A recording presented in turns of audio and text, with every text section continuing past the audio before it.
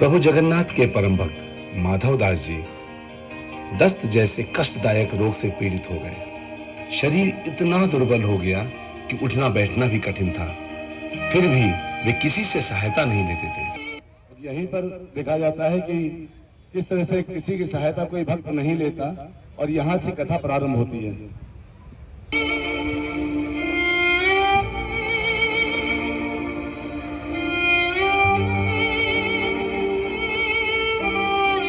और आप देखेंगे यात्रीगण सब लोग आ रहे हैं और यात्रीगणों को देखते देखते जा रहे हैं, लेकिन किस प्रकार से कुछ भक्त लोग होकर के पूछेंगे उनसे।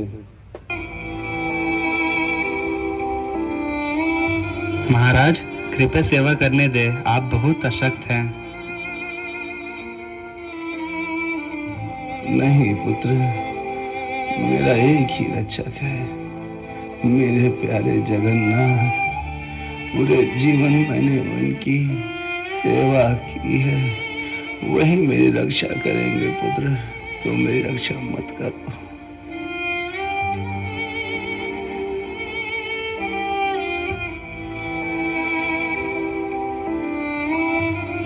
हे जगन्नाथ, हे जगन्नाथ, हे जगन्नाथ, हे जगन्नाथ।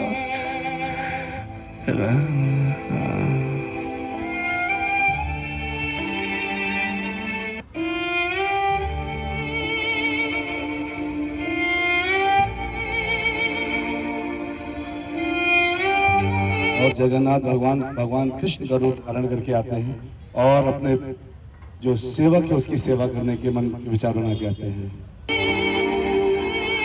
माधव, माधव, मैं तुम्हारी सेवा करने आया हूँ। माधव। भगवान झुकते हैं। माधव दास जी के मलिन वस्त्रों को देखकर उन पर और द्रवित हो जाते हैं। उनके वस्त्रों को उठाते हैं, साफ करते हैं, उनके शरीर को पोंछते हैं और उनकी नाना प्रकार से सेवा करते रहते हैं।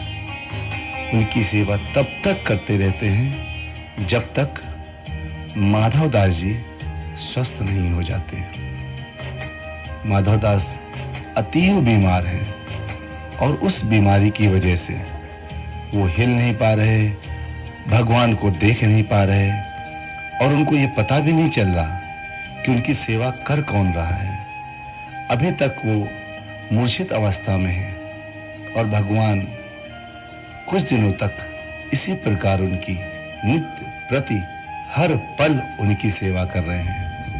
यह है हमारे जगन्नाथ जी। जगन्नाथ जी जब कृपा करते हैं तो अति उत्तम कृपा करते हैं।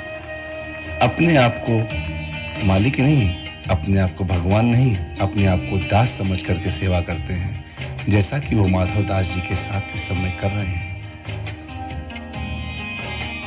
वो उनकी नाना प्रकार से सेवा करते करते जब तक वो स्वस्थ ना हो जाए, इस उद्देश्य से लगातार उनके कपड़ों को धोना, खाना खिलाना, बर्तन धुलना इत्यादि सारे कार्य करते हैं।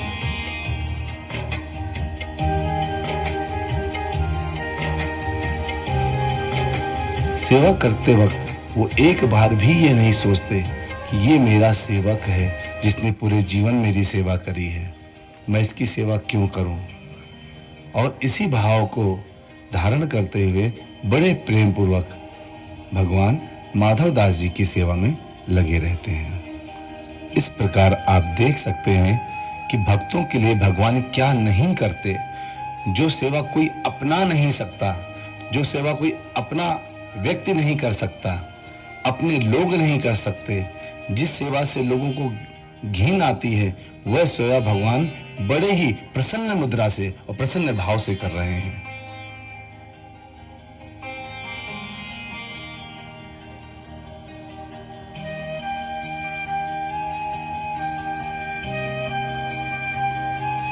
और फिर इस तरह से भगवान को आप देखते हैं, हर तरह से सेवा करने के पश्चात उनके पास आते हैं और कुछ माधव दास प्रसन्न होते हैं।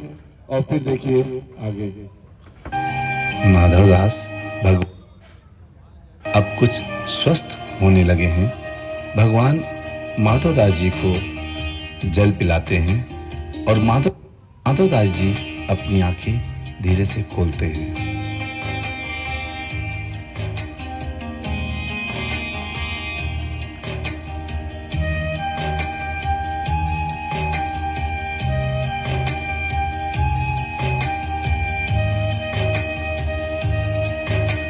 प्रभु आप मेरे सेवक, ये कैसी लीला है प्रभु आपकी?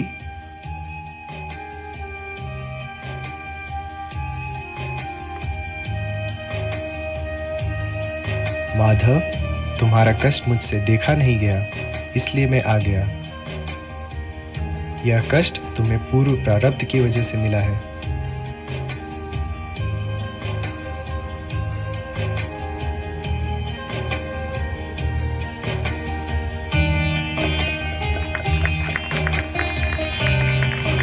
तो प्रभु रोग ही दूर कर देते, इतनी मेरी सेवा करने की क्या आवश्यकता थी?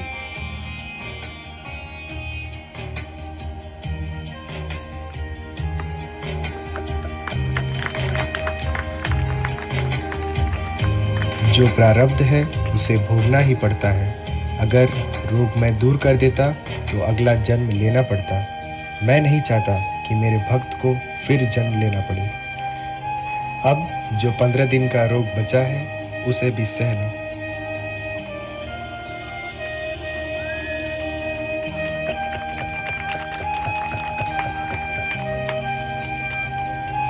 प्रभु मैं सह तो लूंगा, पर मैं अब आपसे सेवा नहीं ले पाऊंगा, इसलिए कृपया आप मेरी सेवा मत करें। ठीक है, मैं एक ऐसा उपाय निकालता हूँ जिससे मुझे तुम्हारा सेवा भी ना करना पड़े और तुम्हारा रोग भी दूर हो जाए। और ये कहकर भगवान वहां से चले जाते हैं।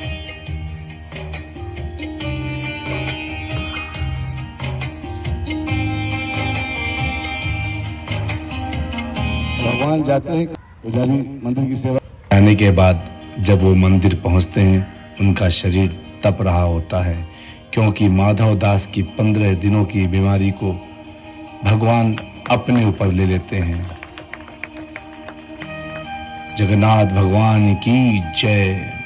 भगवान के शरीर को इतना तपते हुए देख करके वहां के पुजारी घबरा जाते हैं और वहां नाना प्रकार के वैद्यों को बुलाने लगते हैं। वैद्य आते हैं, उनकी चिकित्सा करते हैं और फिर भगवान आकाशवाणी के द्वारा उनको बताते हैं कि 15 दिनों तक मुझे कमरे में बंद रखा जाए, मुझे केवल काढ़ा पिलाया जाए, मेरे पास मेरे मुख्य सेवकों के अलावा और कोई नहीं आए। और इस प्रकार भगवान सबको मना करके 15 दिनों के लिए बीमार पड़ जाते हैं।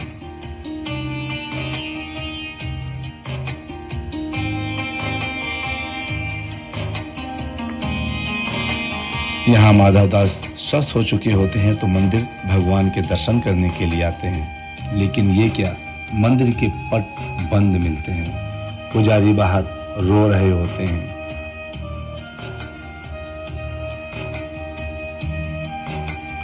तब उन पुजारियों से माधवदास जी पूछते हैं, मंदिर के दरवाजे कभी बंद नहीं होते, ये आज क्यों बंद हैं ब्राह्मणों? हमारे भगवान 15 दिनों के लिए बीमार हो गए हैं, अब वो 15 दिन हमें दर्शन नहीं देंगे। इतना सुनते ही माधवदास जान जाते हैं कि ये भगवान ने उनकी बीमारी को ले लिया है और उसके बाद वो अतीव दुखी हो जाते हैं, रोने लगते हैं और भगवान की कृपा पा करके हृदय से गदगद हो जाते हैं।